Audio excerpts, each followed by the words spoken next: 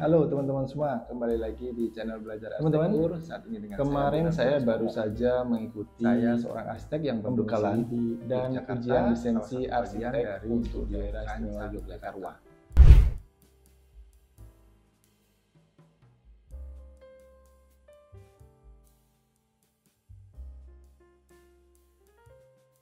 Nah, mungkin bagi teman-teman masih asing dengan istilah lisensi arsitek. Sebenarnya lisensi arsitek yang dimaksud di sini bukan hanya sebagai istilah, tapi benar-benar namanya adalah lisensi.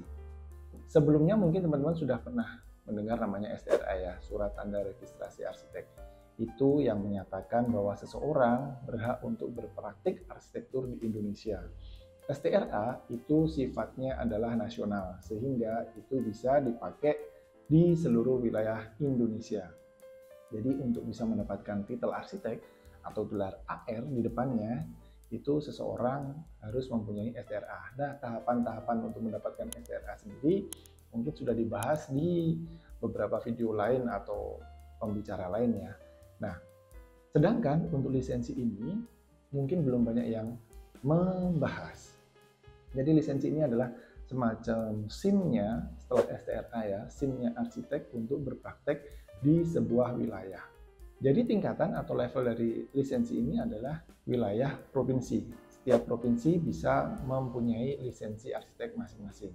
Nah, lisensi ini berguna untuk pemerataan sebenarnya. Sebenarnya tujuannya adalah untuk pemerataan bagi arsitek-arsitek di wilayah masing-masing untuk bisa mendapatkan proyek atau pekerjaan desain di wilayahnya tersebut. Contohnya seperti ini deh. Saya sebagai arsitek di wilayah daerah istimewa Yogyakarta.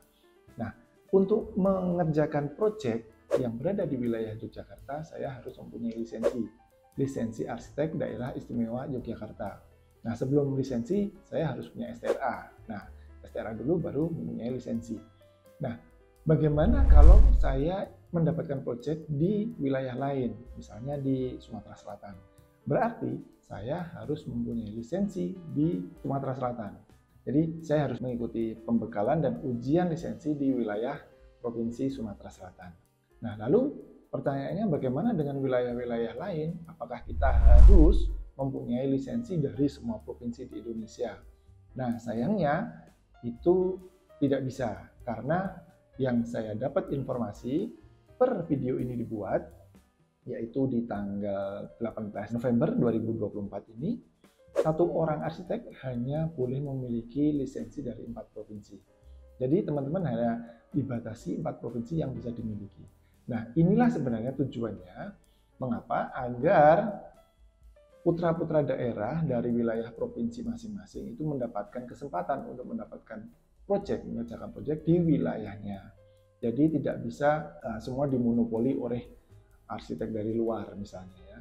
Misalnya mentang-mentang proyeknya besar-besar, kemudian arsitek yang ternama kemudian bisa mengerjakan seluruh proyek di Indonesia, bisa dimonopoli sehingga arsitek-arsitek lokal bahkan mungkin tidak kebagian pekerjaan. Nah, sebenarnya tujuannya adalah untuk pemerataan itu sehingga arsitek-arsitek lokal bisa mengerjakan minimal proyek-proyek yang berada di wilayah administratif provinsinya.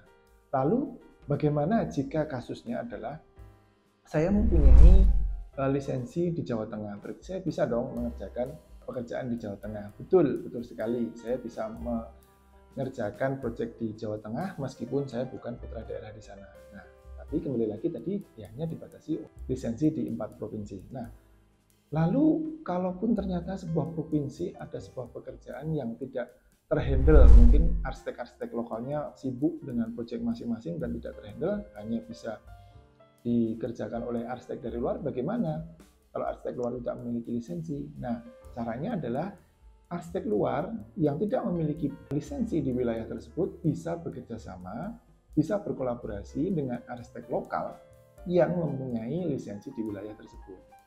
Artinya terjadi kolaborasi antara arsitek luar dengan arsitek lokal. Arsitek lokal diharapkan mampu memberikan insight, memberikan pengetahuan-pengetahuan lokalitas, arsitektur lokalitas yang bisa diangkat dalam proyek desain tersebut.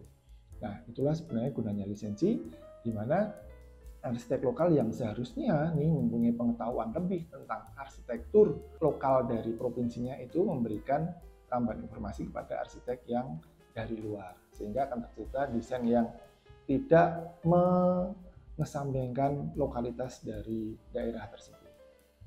Nah teman-teman, apakah teman-teman sudah punya lisensi?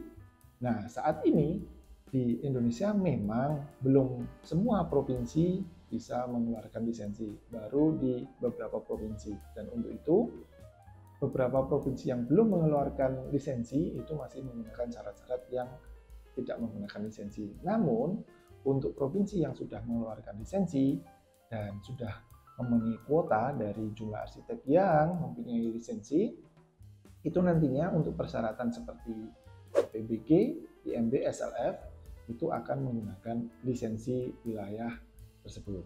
Jadi teman-teman, bagi yang sudah mempunyai STRA, bisa segera untuk mencari lisensi, mendapatkan lisensi di wilayah yang dikehendaki. Mungkin kalau memang proyek-proyeknya banyak ada di sebuah wilayah tertentu, teman-teman bisa mendapatkan atau mencari lisensi arsitek di wilayah tersebut. Nah, untuk itu syaratnya sebenarnya cukup sederhana, teman-teman mempunyai STRA, kemudian nanti mengikuti pembekalan lisensi yang diadakan oleh IAI setempat. Kemudian setelah itu mengikuti ujian lisensi. Nah, nanti setelah mengikuti ujian lisensi dari IAI setempat akan memberikan rekomendasi untuk teman-teman agar bisa mendapatkan lisensi dari pemerintah provinsi tersebut. Nah, begitu teman-teman. Mungkin ada informasi yang saya belum dapat atau belum kelupaan untuk saya sampaikan, mungkin teman-teman bisa menambahkan di kolom komentar ya. Nah, bagi teman-teman semua yang berada di wilayah Yogyakarta, yang bukan arsitek nih misalnya, ingin berkonsultasi mengenai arsitektur, baik itu secara desain maupun secara administratif, legalitas dan sebagainya, bisa menghubungi Rancang Reka Ruang Studio. Nah, Rancang Reka Ruang Studio sendiri berada di wilayah Yogyakarta, dan arsiteknya sudah mempunyai STRA dan saat ini sudah mengikuti ujian lisensi, meskipun pada saat video ini dibuat di tanggal 18 November 2024 lisensinya belum keluar, tapi ujiannya sudah lulus. Teman-teman jangan ragu menggunakan Rancang Reka Ruang, administratifnya pun lengkap dan desain-desainnya ciamik. Oke, sekian dari saya, semoga bermanfaat. Salam arsitektur.